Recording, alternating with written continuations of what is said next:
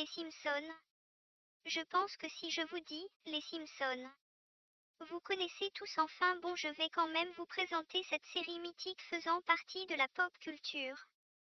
Alors les Simpsons furent diffusés en 1989, le 14 mai lors du Tracy Ullman Show. Cette série est créée par Matt Groening. Durant le Tracy Ullman Show, durant des pauses, T.V. Simpson se composait de courts épisodes afin de distraire le public.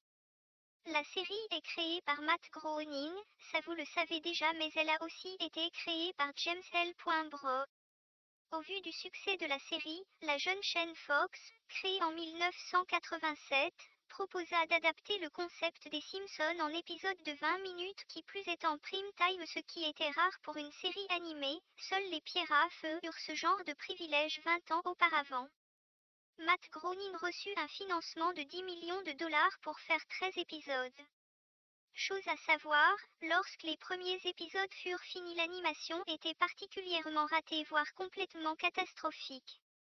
En particulier, le premier épisode prévu, Une soirée d'enfer, ils durent retravailler une majorité de l'épisode, donc demander un délai supplémentaire à la Fox. Ce qui fait que l'épisode sera diffusé le 17 décembre 1989. Pour la diffusion sur la télévision française, cela se fit en 1990. Canal+ achetait les droits de diffusion à la Fox et diffusa Une soirée d'enfer le 15 décembre 1990. Comme aux États-Unis, le succès fut immédiat. À l'heure actuelle, la série se compose de 31 saisons, soit 669 épisodes environ. Maintenant, présentons un peu l'histoire, le concept de la série. Les Simpsons nous montrent le quotidien d'une famille américaine de la classe moyenne. Bien sûr, cela est stéréotypé, d'ailleurs la série se moque de cela par moments. Chaque personnage de la série dépeint un aspect et un stéréotype de la société américaine, même si certaines choses sont valables dans la nôtre, l'hyperconsumérisme, les stars adulées telles des êtres supérieurs, etc. Donc maintenant parlons de la famille en elle-même. La famille Simpson se compose de 5 membres. Homer, Marge, Bart, Lisa, Maggie.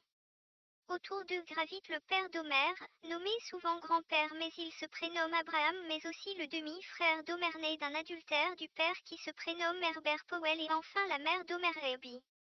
Du côté de Marge, il y a sa mère Jacqueline, son père Clemsy Bouvier, Patty et Selma, des sœurs jumelles grandes sœurs de Marge, et enfin Lynn Bouvier, fille adoptée par Patty. Ce court descriptif fait, retournons à nos moumoutons, alors commençons par Homer. Homer est le stéréotype du père américain, obèse et alcoolique adorant la malbouffe, fuyant son quotidien dans un bar miteux nommé Mo, par ailleurs, qui est le nom du propriétaire. Homer possède un boulot de chargé de la sécurité dans le secteur 7G de la centrale nucléaire de Springfield. Il est sous la coupe de son patron tyrannique Charles Montgomery Burns. Par moments, Homer quitte son emploi à la centrale afin d'en faire un autre. En tout, celui-ci en a eu plus de 188, sacré CV, me direz-vous. Les plus marquants selon moi sont agent dormant du FBI, astronaute, barman, chef de la police, et ironiquement le métier inverse, contrebandier. Il a aussi été maire. Enfin bon, je vais pas tout vous citer. Malgré son alcoolisme, Homer peut se révéler maladroit avec ses enfants, parfois même complètement crétin, mais dans le fond il aime ses enfants et tente tant bien que mal de subvenir à leurs besoins. Marge, épouse de Homer Simpson, celle-ci le rencontra à la fac.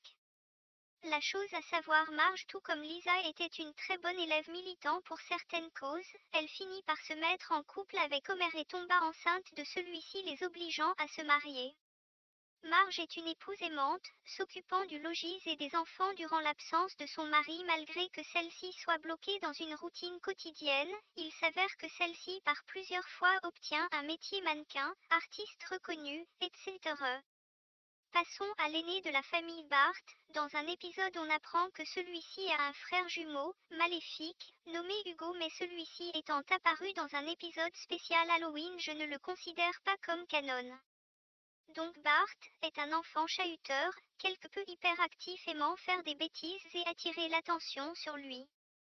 Même si par moments, il révèle un penchant pour le mal et peut-être un peu de sociopathie, mais comme il a pu le dire dans un épisode, celui-ci veut être un Denis la malice et non un criminel.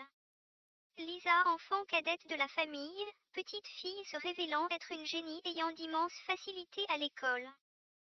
Celle-ci défend plusieurs causes, donc la cause animale, la sauvegarde de la planète, etc. Jazzman, plus devrais-je dire Jazz Girl, accomplie disciple du non moins populaire Murphy Gencive Sanglante, qui est une icône du jazz dans l'univers des Simpsons malheureusement décédée. Lisa peut énerver avec son côté je sais tout, son militantisme parfois agressif voire extrême, mais elle reste avant tout une enfant, donc celle-ci parfois doute ou a peur.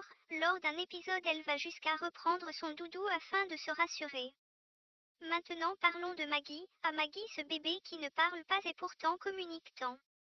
Comment me direz-vous? Par des mimiques ou des gazouillis, malgré son jeune âge celle-ci vit parfois de sacrées aventures. Dans un épisode, elle chevauche le chien de la famille et part à la recherche de son père, ou encore celle-ci s'est sifflée, donc cela débouche sur l'inscription de la petite à un concours de jeunes talents. Elle en possède un autre qui est la peinture, mais elle le gardera pour elle. Comme vous pouvez le voir plutôt l'entendre, les Simpsons représentent bien une famille et ce que l'on rencontre lorsqu'on en a une. Les problèmes comme les bons moments, les failles de tout à chacun dans l'ensemble, cela donne lieu à des situations comiques et parfois attachantes. Alors maintenant mon avis sur la série, bon je vous l'avoue qu'au même titre qu'un film des studios Ghibli ou les séries d'animation comme Pokémon, Digimons, Titeuf et etc.